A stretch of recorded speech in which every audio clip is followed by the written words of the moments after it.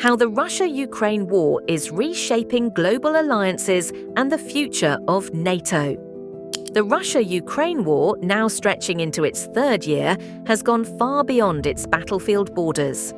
What started as a regional standoff has evolved into a full-blown geopolitical shockwave, redrawing alliance maps, boosting defense budgets, and shifting the balance of power across continents.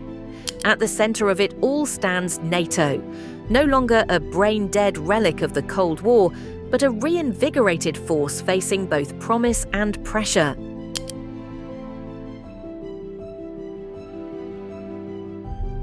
Not long ago, NATO was grappling with an identity crisis.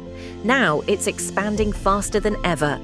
Sweden officially joined in 2024, following Finland's earlier entry, adding critical strategic depth to the alliance and placing unprecedented pressure on Russia's northern front. Sweden's membership. By joining NATO, Sweden ends 2 centuries of military non-alignment, marking a historic shift in Europe's security posture.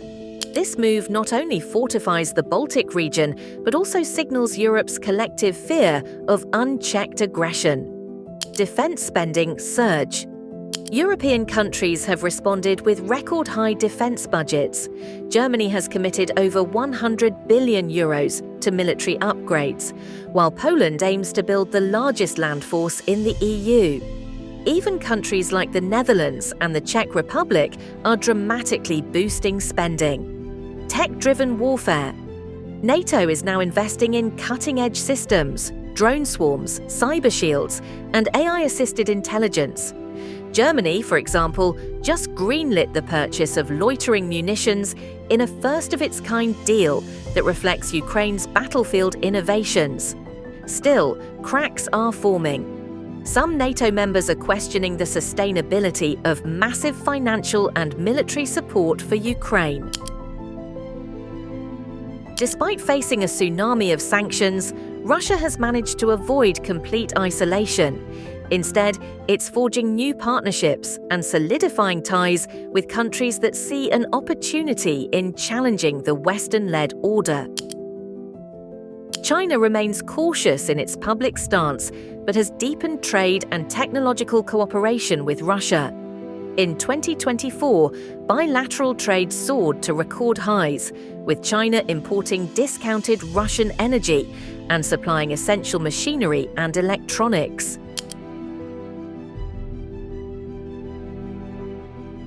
While maintaining ties with the West, it continues to import Russian oil and explore joint ventures in defense and pharmaceuticals.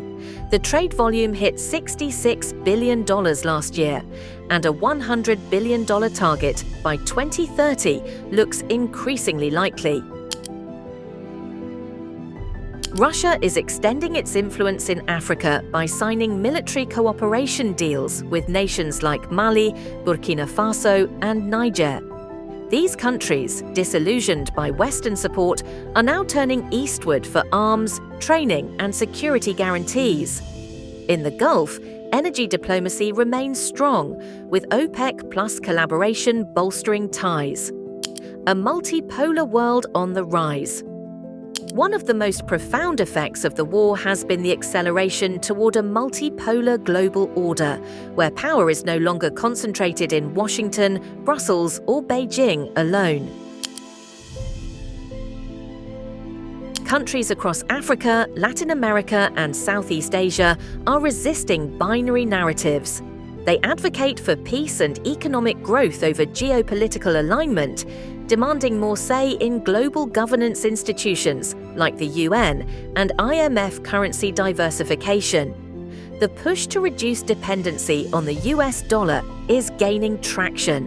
Russia, China, and others are trading in local currencies more frequently.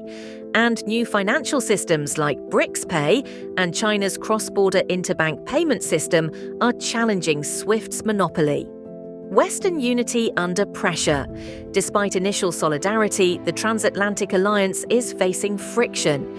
European leaders are increasingly wary of relying on US commitments. Calls for strategic autonomy in Europe are growing louder. The war has undeniably changed the world, but not just in terms of military alliances.